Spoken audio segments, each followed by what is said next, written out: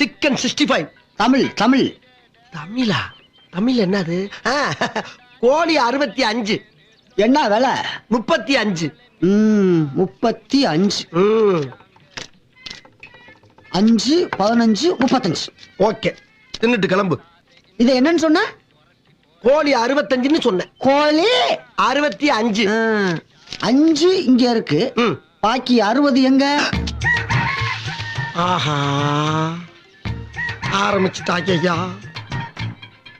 என்ன சொல்றது? நான் கேட்டதுக்கு பதிலே காணோம். என்ன இதாயா கோழி 65?